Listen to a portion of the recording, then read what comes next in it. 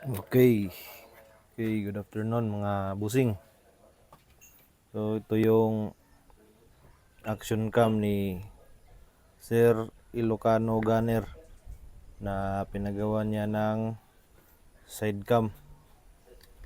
So to pinadala niya sa akin pinadala niya galing sa ah, Iloilo. Action cam na Akaso EK7000. So ito yung kanyang case. So pinaship niya to, pinadala niya dito para gawa ng side cam. So gamit na tayo ng PVC, saka yung ating one-way mirror. Ayan. Itong PVC na to, nakalagay na to dito. I think nag-DIY na si Idol Ilocano Gunner nito dati. So iwan ko lang kung anong nangyari, tapos pinagawa niya ulit sa atin. So ito ay isang 34mm na PVC. Ito ay ating pipe na 50mm. Ito ay 50mm at ito naman ay 40mm.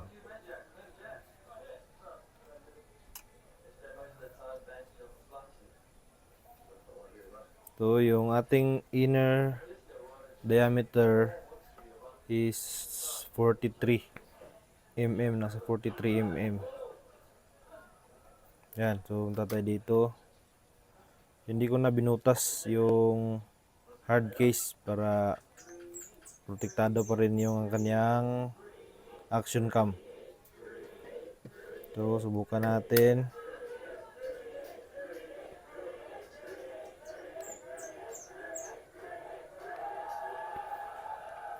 Yung disadvantage lang nitong action cam na ganito is naka-fix na wide angle lens yung naka-apply sa kanya. So napakalawak ng scope ng coverage niya. Hindi siya nasisit sa narrow sana yun, para medyo maliit lang yung scope ng coverage niya. Tapos yung kuha dito sa screen, malaki yung kuha. Di tulad nitong naka wide angle na sa sobrang lawak ng gusto niyang kunin, ayun, parang naka zoom out, maliit lang yung kita dito sa screen. Di gaya nung ginawa ko dati na SG cam A7 star. Pwede siyang isetting sa narrow sa kanyang field of view sa action cam na yun. So dito sa action cam na to is wala, naka-fix siya na naka wide angle yung kanyang field of view. Yan.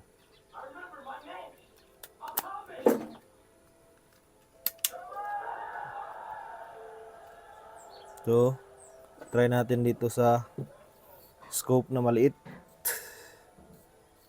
The Greatest Tester BTR 329/40.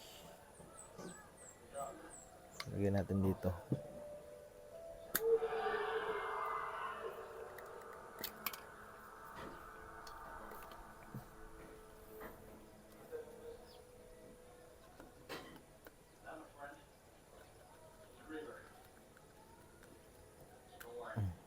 Yan.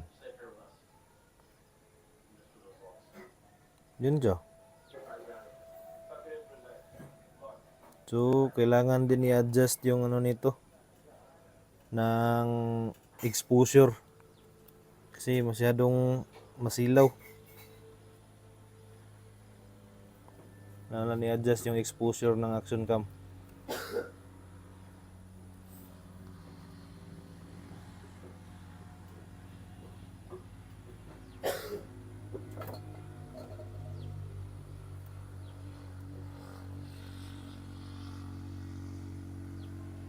Yan, so kung napapalitan sana yung field of view nito, malagay natin sa narrow view. Yun, lalaki to, malaki yung kuha dito sa screen. So yan, pindutan ng record, ng power. Itong record, may access pa rin dito. So yun lang. So bukas papadala ko na to sa iyo, Sir Cax De Leon, or ito yung channel niya, guys. Lalagay ko yung channel niya, si Sir Ilocano Gunner. Gumagawa din siya ng mga batstock at nagko-convert siya ng mga bullpup na airgun. Nagawa niya ang bullpup bullpup bullpup bullpup na batstock, at saka siya na rin yung nagko-convert ng trigger mechanism.